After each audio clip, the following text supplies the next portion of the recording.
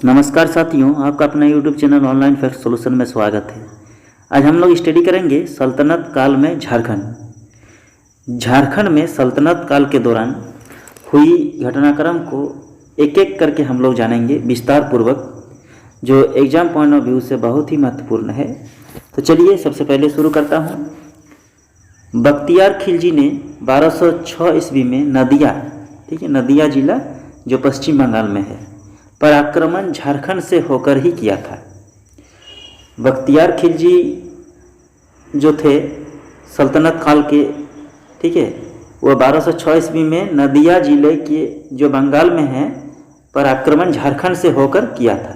ठीक है, second point में है गुलाम वंश के कुछ समय मुस्लिम सेनाओं की छावनियां झारखंड की सीमाओं पर बनाई गई थी। गुलाम वंश के समय मुस्लिम सेना की छावनी जो है झारखंड की सीमा पर ही बनाई गई थी। ठीक है, उसके बाद 1310 ईस्वी में अलाउद्दीन खिलजी ने अपने सेनापति मलिक छज्जू को नागवंशी राज्य को अपने अधीन करने के लिए भेजा था। 1310 ईस्वी में अलाउद्दीन खिलजी ने अपने सेनापति, जिसका नाम है मलिक छज्जू, ठीक है, उसको नागवंशी राज्य को अपने अधीन में करने के लिए, अपने अधिकार में करने के लिए भेजे थे।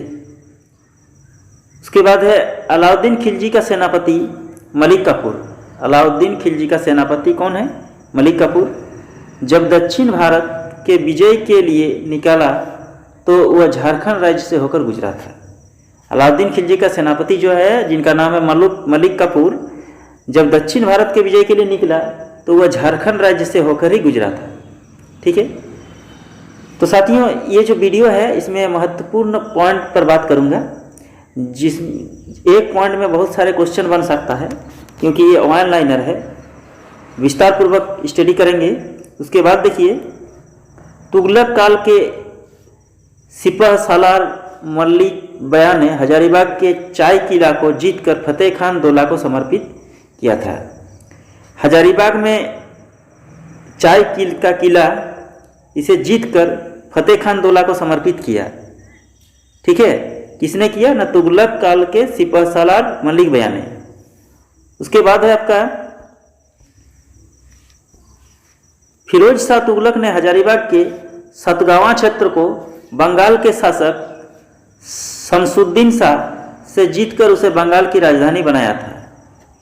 फिरोज शाह तुगलक ने हजारीबाग के जो सतगावा क्षेत्र है, ठीक है, उस क्षेत्र को बंगाल के शासक शमसुद्दीन शाह से जीतकर बंगाल की राजधानी बनाया था। उसके बाद तारीख फिरोज शाही के अनुसार फिरोज शाह तुगलक ने झारखंड क्षेत्र से होकर बंगाल के विरुद्ध 2 बार आक्रमण किए थे। ठीक है, झारखंड क्षेत्र से होकर ही बंगाल पर 2 बार आक्रमण किए थे। उसके बाद है झारखंड में उरांव जनजाति का प्रवेश बख्तियार खिलजी के साथ हुआ है। उरांव जनजाति झारखंड के दूसरी सबसे बड़ी जनजाति है।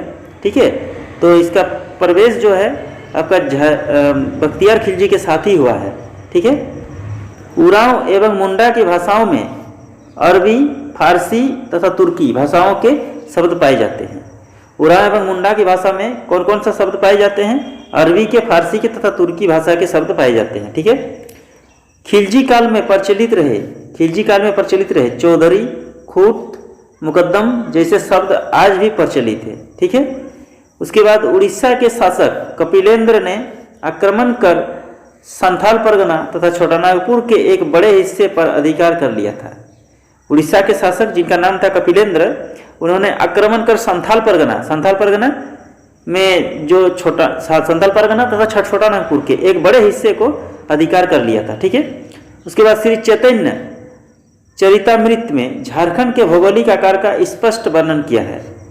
श्री चैतन्य चरितामृत में झारखंड के जो भौगोलिक आकार है उसको स्पष्ट रूप से वर्णित किया है। ठीक है, उसके बाद श्री चैतन्य चरितामृत जैसे अमूल्य ग्रंथ में संथाल परगना तथा छोटानागपुर से होते हुए गया होकर चैतन्य महाप्रभु के गुजरने का उल्लेख है।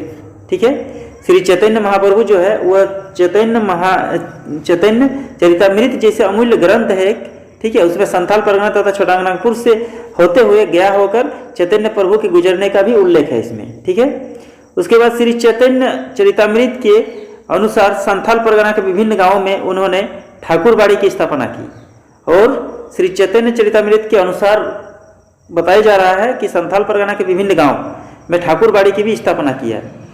जो चैतन्य महाप्रभु कौन थे ना, हरिनाम संकीर्तन जो है बंगाली के, ये क्योंकि ये बंगाल के हैं तो उनका जन्मदाता यही है। ठीक है, श्री चैतन्य महाप्रभु।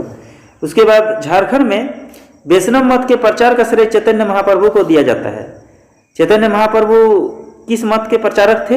वैष्णव मत के। तो वैष्णव मत का प्रचार करने के लिए ये चैतन्य महाप्रभु को ही दिया जाता है झारखंड में। ठीक है, श्रेय दिया जाता है। उसके बाद बंगाल के प्रसिद्ध वैष्णव गायक संत चैतन्य महाप्रभु मथुरा जाते समय झारखंड आए थे। जब मथुरा जा रहे थे, मथुरा किस राज्य में है? उत्तर प्रदेश में है। ठीक है, तो बंगाल के प्रसिद्ध वैष्णव गायक संत चैतन्य महाप्रभु जब मथुरा जा रहे थे तो उस समय झारखंड आए थे। ठीक है, चैतन्य महाप्रभु पंचपरगना क्षेत्र में रुके थे, और ये जो है चैतन्य महाप्रभु पंचपरगना क्षेत्र में रुके थे। उस समय इस क्षेत्र में नाग वंश का शासक था, और पंचपरगना क्षेत्र में किस वंश का शासक था? नाग वंश का शासक था। जौनपुर के जो इब्राहिम सरकी थे, उन्होंने मिथिला के राजा शिव सिंह तथा बंगाल के राजा गणेश पर आक्रमण करने के लिए झारखंड के मार्ग का उपयोग किया, झारखंड के रास्ता का उपयोग किया है। ठीक है, उसके बाद 1494 ईस्वी में दिल्ली के सुल्तान सिकंदर लोदी के भय से जौनपुर के भगोड़ा शासक हुसैन शाह सरकी ने झारखंड के साहेबगंज क्षेत्र में शरण ली थी। 1494 ईस्वी में दिल्ली के सुल्तान सिकंदर के भय से जौनपुर के जो भगोड़ा शासक था, जिनका नाम था हुसैन शाह सरकी, ठीक है, ये डर से भागकर कहाँ पर रुके थे? झारखंड के साहेबगंज क्षेत्र में शरण ली थी। ठीक है, वहीं पर रुके थे। उसके बाद मोहम्मद बिन तुगलक ने हज्जुद्दीन अजमुल मुल्क को सतगावा का शासक नियुक्त किया। ठीक है, मोहम्मद बिन तुगलक ने हज्जुद्दीन अजमुल मुल्क को सतगावा का शासक नियुक्त किया था। तो ये जो है आपका बहुत ही इम्पोर्टेंट एक चैप्टर था सल्तनत काल में झारखंड के बारे में, जो वन लाइनर है, और इसमें से बहुत सारे क्वेश्चन बनेंगे।